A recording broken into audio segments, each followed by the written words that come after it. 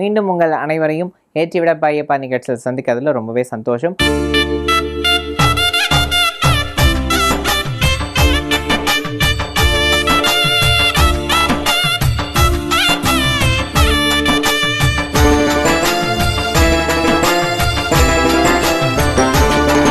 ஒவ்வொரு நாளும் சபரிமலை பற்றியும் சபரிமலை யாத்திரைக்கு செல்றதை பற்றியும் ஐயப்பனை பற்றியும் அரிய தகவல்கள் நான் உங்களோட பகிர்ந்துட்டு வந்துட்டுருக்கேன். அது மட்டும் இல்லாமல் இந்த 41 நாட்கள் ஒரு மண்டல காலம் நம்ம கடைப்பிடிக்க வேண்டிய இந்த பிரம்மச்சரிய விரதத்தினுடைய மகிமையை பற்றியும், அந்த விரதம் இருக்கிறதுனால நமக்கு ஏற்படக்கூடிய நன்மைகள் என்னென்ன, இந்த விரதத்தில் என்ன மாதிரியான விஷயங்கள் எல்லாம் நம்ம அவாய்ட் பண்ணணும் அப்படின்றதெல்லாம் நம்ம தெரிஞ்சுட்டு வந்துட்டுருக்கோம். வாங்க, கலைமாமணி வீரமணி ராஜு இந்த கதைகளில் என்ன சொல்லியிருக்கு அப்படின்றத நமக்கு இப்போ சொல்ல போகிறார், கேட்கலாம். சுவாமியை சரணமையப்பா ஏற்றிவிடப்பா ஐயப்பா நிகழ்ச்சியிலே நாம் தொடர்ந்து ஐயப்பனை பார்ப்போம்.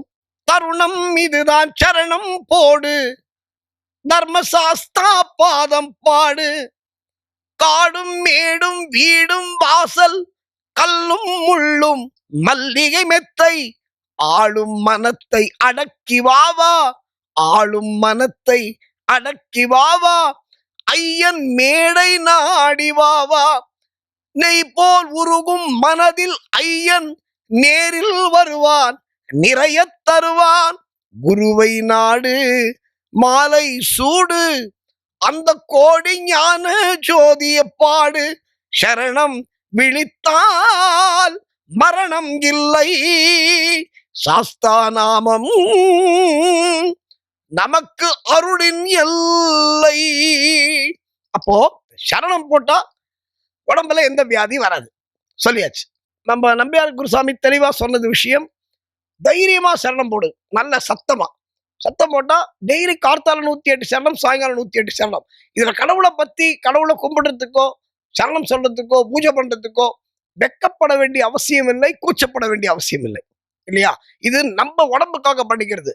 அதனாலதான் நம்பியார் சாமி ரொம்ப அழகா ஒண்ணுன்னு சொல்றாரு, எங்க குருசாமிங்கெல்லாம், இந்த விரத முறைகள் யார் சார் ரூம் போட்டு முடிவு பண்ணி எழுதினது அப்படின்னு நிறைய பேருக்கு ஒரு சந்தேகம் இருக்கு. இந்த விரத முறைகளை யார் சார் ரூம் போட்டு எழுத முடியும்? இதுல ஒரு சத்தியமான விஷயம் என்ன தெரியுமா? நம்பியார் குருசாமி சொன்ன ஒரு அற்புதமான ஒரு விஷயம். இதை விட ஒரு தெளிவா இந்த விஷயத்தை சொல்ல முடியாது. விரதம் இல்லாம சபரிமலைக்கு போறது என்பது காசு இல்லாத மாலுக்கு போற மாதிரி, கையில பர்ஸ் இல்லாம கடைக்கு போற மாதிரி. நான் உங்களுக்கு புரியுற மாதிரி சொல்றேன்.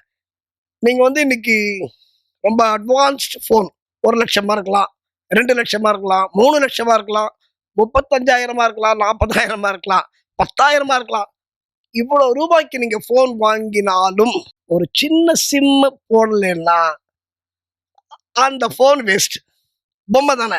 இப்ப நீங்க என்னதான் பெரிய போன், 2 லட்சம் ரூபாய் நான் போன் வச்சிருக்கேன் சார், நான் வந்தா சார், சரி ஓகே வச்சுக்கோ, உள்ள ஒரு சிம் இல்லைன்னா அது வேஸ்ட்.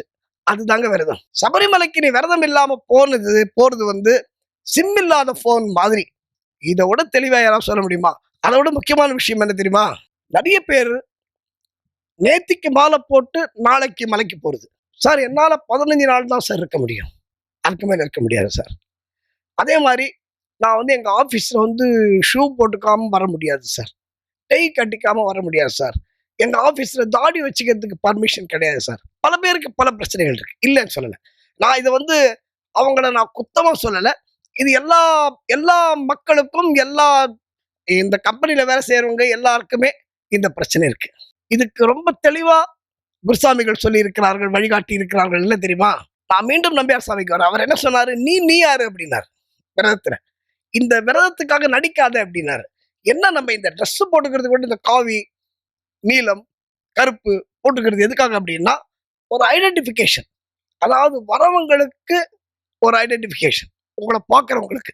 ஏன்னா சில பெண்கள் மாதவிடாய் இருப்பார்கள்.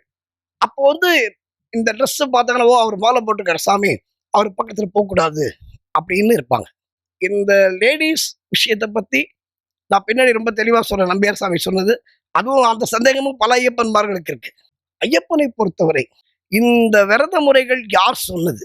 பாகவதம் 18 புராணம் இருக்குன்றது எல்லாருக்கும் தெரியும். அதை நம்ம ரொம்ப உள்ள போக வேண்டாம். 18 புராணம், அதுல முக்கியமா பூதநாத உபாக்கியானம் என்ற ஒரு பகுதி இருக்கிறது. அந்த பகுதி முழுக்க முழுக்க முழுக்க முழுக்க சாஸ்தாவை பற்றிய செய்திகள் மட்டுமே அதுல இருக்கும். என்ன பாகவதத்துல இருக்கா அப்படின்னா நீங்க செக் பண்ணி பார்த்துக்கலாம். இது நான் இவ்வளவு பெரிய சேனல்ல பேசும்பொழுது ஒரு பொய் சொல்லிட்டு போக முடியாது. பூதநாத உபாக்கியாரம் என்ற பகுதி, அந்த பூதநாத உபாக்கியாரத்திலே சபரி யாத்திரை விதிமுறைகள்னே இருக்கு தனியா. இது எப்ப புக் எழுதினது? இந்த காலத்துல நாங்கெல்லாம் உட்கார்ந்து எழுதின புக் இல்ல. இந்த குருசாமிகள்லாம் எழுதி வச்ச புக் இல்ல. ஐயப்பனே உபதேசம் செய்த விரத முறைகள் மட்டுமே அந்த பூதநாத உபாக்கியானத்திலே சொல்லப்பட்டிருக்கிறது. சரி, அப்படி என்ன ஐயப்பன் சொல்லியிருக்காரு? ரொம்ப ரொம்ப சுவாரஸ்யமான விஷயம். இதை நாம் நாளை பார்ப்போம் என்று சொல்லி, சுவாமியே சரணம் ஐயப்பன்.